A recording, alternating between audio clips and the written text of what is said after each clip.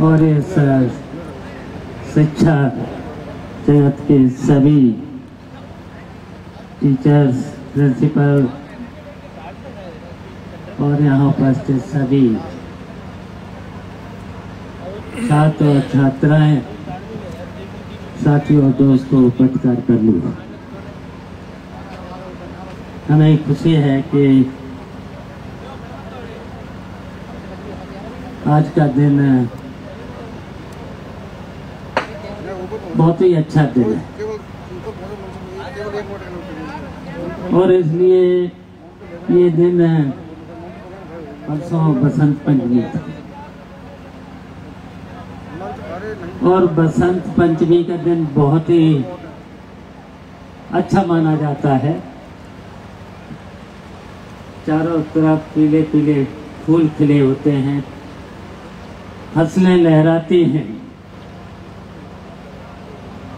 और 2-3 महीने के कड़ाके की सर्दी भी बसंत पंचमी के दिन से चली जाती है। तो ये बहुत ही अच्छा दिन माना जाता है और ये भी हम बताना चाहते हैं कि शायद बचपन में ही नहीं, और जब हमें MLA भी हो गए पहली बार,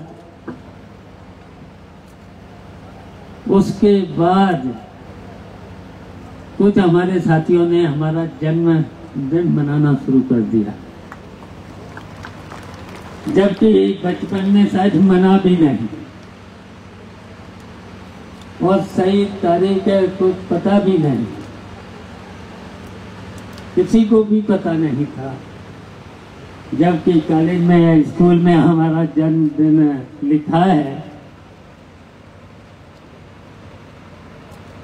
तो वो भी शायद सही नहीं है। हमारा लिखा है 6 अप्रैल 1955, जबकि हमारी माँ और हमारे पिताजी ने, जब हम लोग छोटे थे तब कहा था कि बसंत पंचमी का दिन और सुबह सवेरा होने वाला था, थोड़ी थोड़ी रोशनी शुरू हो गई थी, उस वक्त जन्म हुआ था। तो पता नहीं उन साथियों को कैसे पता चल गया। एक वो साथी बहुत दूर के पूर्वांचल के हैं, विनोद पांडे, और दूसरे इटावा में तो जानते ही हो, वो धर्मवीर और बिट्टू। लखनऊ में मनाना विनोद पांडे ने शुरू कर दिया और इटावा में धर्मवीर और बिट्टू ने शुरू किया पहला, और तभी से हमारे साथियों ने मनाना। मैंने बहुत मना किया कि जब बचपन में मना नहीं, अब बड़े होने पर क्यों मनाते हो, लेकिन अब मन रहा है। तो ये सही है कि जब बसंत पंचमी का जिस दिन जन्म था, जब दिखवाया, तो वो 16 तारीख थी और पहली बार 16 फरवरी को मनाया गया। तो शायद मोंटी ने हमसे समय तो मांगा था 14 तारीख, लेकिन मैंने कहा कि विधानसभा भी चलेगी और विधानसभा के साथ साथ बसंत पंचमी के दिन हम यहाँ आ नहीं पाएंगे। तो मेरे मुंह से निकल गया कि अच्छा 16 तारीख रखना। तो चलिए, पहले दिन हमारा 16 फरवरी को जन्मदिन मना था, तो आज आपने फिर से यही मना लिया। और फिर आज के दिन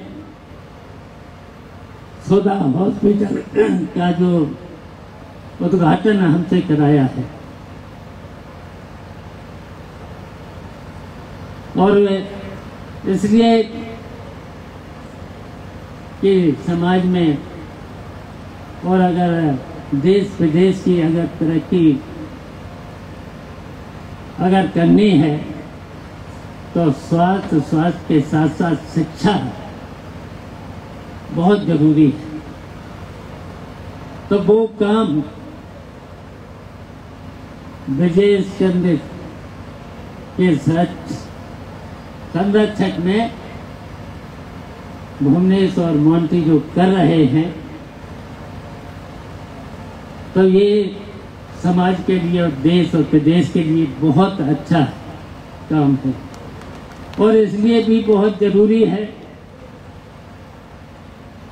जिनका इलाज बड़े बड़े अस्पताल में नहीं हो सकता है, मेडिकल कॉलेज में नहीं हो सकता है, उसकी शुरुआत अब ऐसे सुधा हॉस्पिटल में यहाँ के लोगों की, खासकर जसवंत नगर के लोगों का इलाज यहीं पर मिलेगा और यहीं पर शिक्षा भी मिल रही है। और शिक्षा के साथ साथ अब जरूरत है, बहुत सी जरूरतें हैं यहाँ के समाज के लोगों को, खासकर देहात के लोगों को जो किसानी से जुड़े लोग हैं। अभी उनके लिए बहुत ही आवश्यकता है, उनको उनकी मेहनत का